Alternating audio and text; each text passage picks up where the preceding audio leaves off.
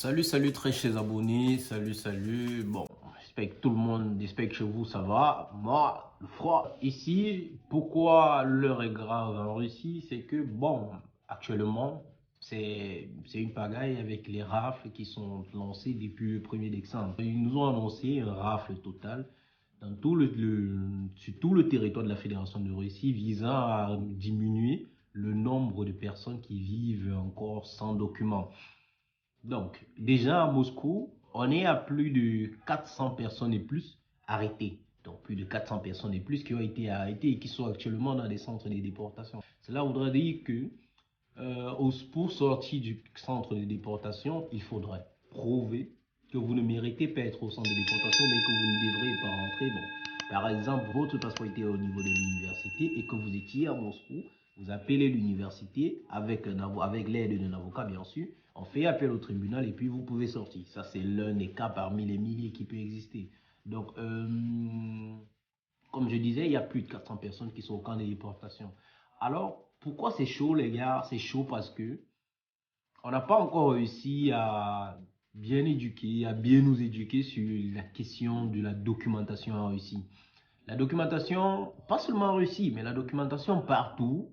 Une fois que nous sommes sortis de l'Afrique, parce que bon oui, c'est vrai, en Afrique, il y a des pays qui sont aussi rigoureux sur cette question de documentation, mais quand même, les gars, quand on sort déjà de l'Afrique, c'est plus la même chose. On peut plus entrer, on peut plus filer trop entre les mailles des filets de police et tout. Mais quand même, quand on réussit à sortir de l'Afrique, les gars, essayons d'être le plus réglo possible.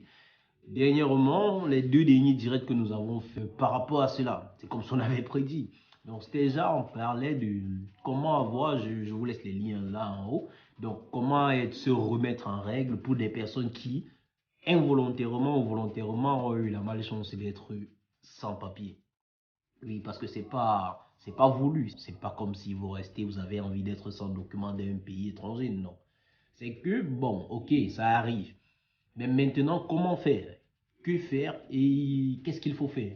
Sinon, je ne vais pas répondre à cette question dans cette vidéo parce que cette vidéo, en fait, c'est pour avertir tous mes frères africains résidant en Russie, tous mes frères africains, bien sûr, résidant en Russie, sur la vigilance. Si vous avez un problème d'immigration, de visa, de passeport, les gars, restons à la maison. De grâce, restons à la maison.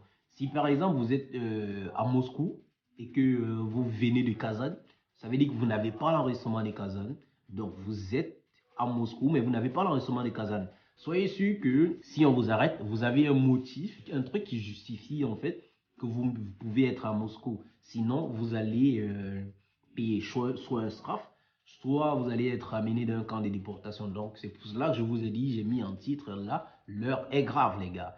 Tenons un peu comme ça, essayons de faire comme ça, essayons de rester en règle au moins jusqu'au 30 décembre parce que actuellement il y a des contrôles mixtes, il y a des contrôles de police un peu de partout, là les arrêts de métro, dans toutes les agences, ils font des descentes sur les terrains, ils nous interpellent à tout moment.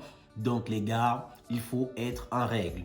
Il faut être en règle. Ici, c'est juste une vidéo d'avertissement. C'est pas une vidéo pour vous dire que faire ou quoi faire. Non, il y a des vidéos précédentes, les directs qu'on a fait dernièrement avec le docteur Claude Lurus.